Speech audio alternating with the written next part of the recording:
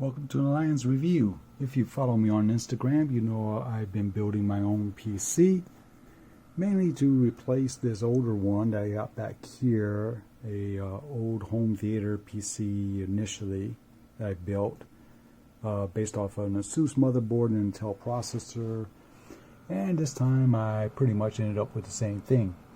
So as you know, I said figure out what you want out of your PC and kind of figure out a budget. I initially wanted to spend about $500 to build my PC, so really a budget type of PC. And I based that for the type of PCs that you can buy pre-made that are from like Acer, for example.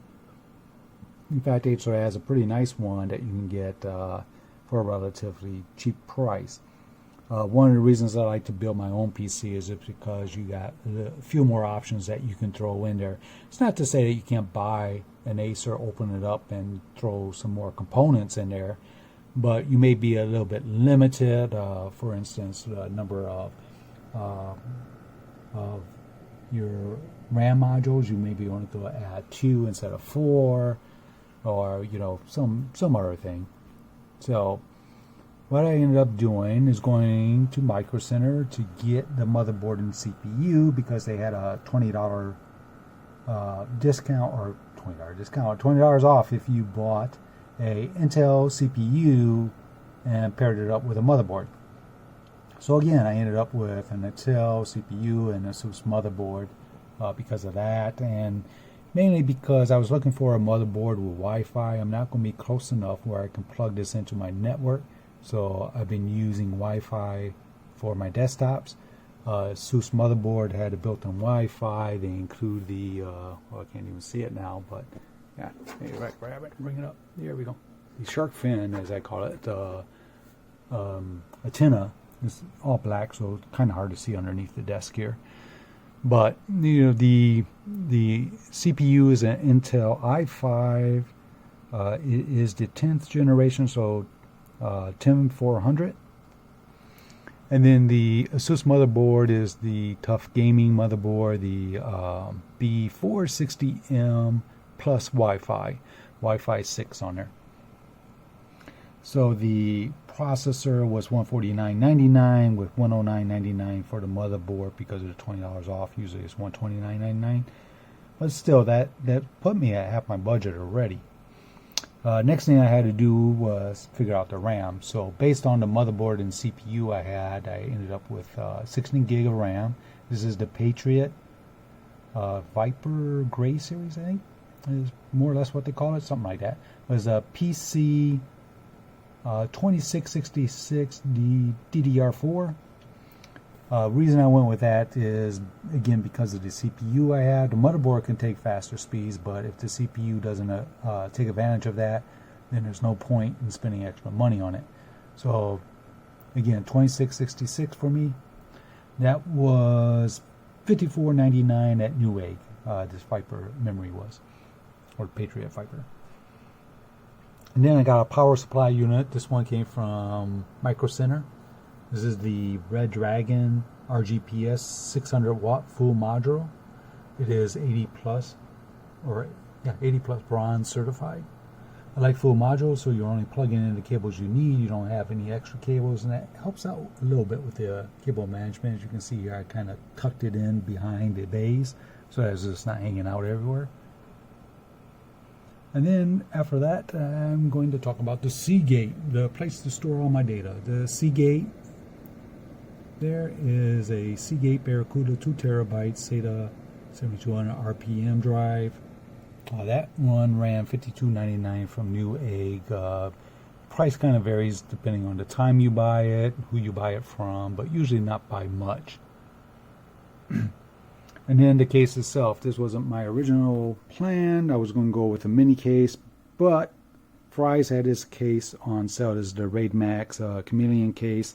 It was $39, but they had a $25 mail-in rebate, bringing the total cost down to like $14. If you saw my pictures on Instagram, I had this on there before, but I decided to throw the skull on there for this video. And just to show you, you poke your finger through here to pop off these thin metal plates. There's magnets that hold them on the spot. So you just do that. There's like a one on the bottom too. You slide your hand in there and pop that one out when you're ready to do that. And then for the operating system is a Windows 10. I was using a Windows 10 DVD OEM drive, or I'm sorry, DVD. And that's for the 64-bit version, the home version. And that I picked up for $99.99. Also from Newegg. I did see it on sale at $89.99 at one point, but they were out of stock, so ended up with a $99.99 version. And then for the DVD, I wasn't really planning to buy this one. This is a LG. It's gotten really dark here, but this is the LG DVD 24-speed SATA DVD burner that I picked up for $14.99 from, who was that from? Micro Center. They had it on sale. And the reason I had to do that was because the DVDs that I have, DVD burners I have on my old build, are enhanced IDE. Obviously this board doesn't use that. It's got the new standards.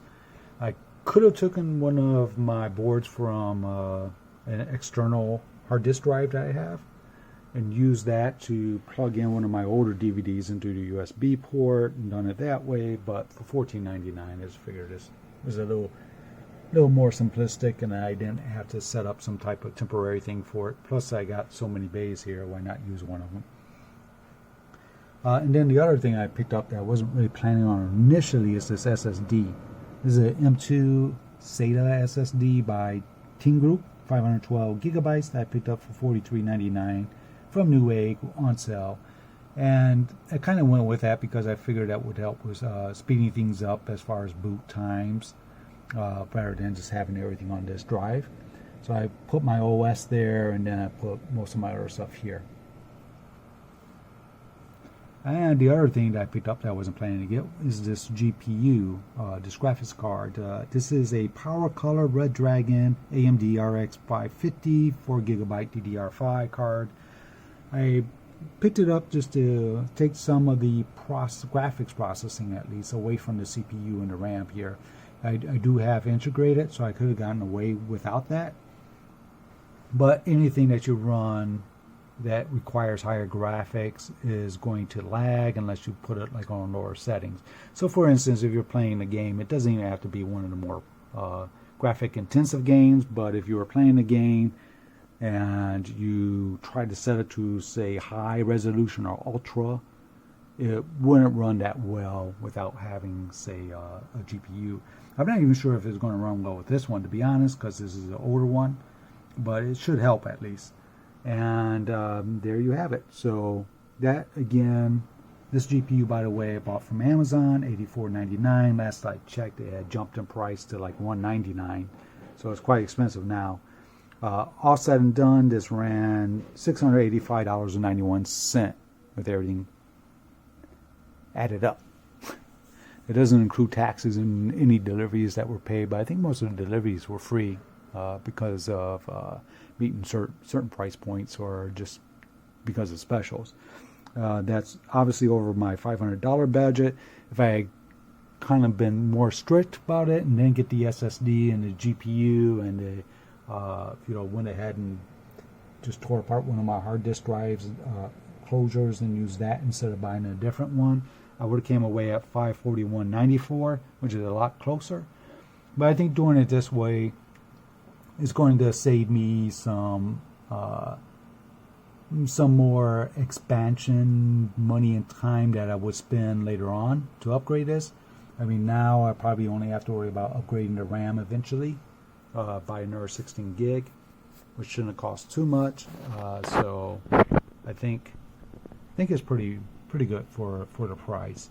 And there you have it. So there is the build as it is now, and as I plan to keep it for a while.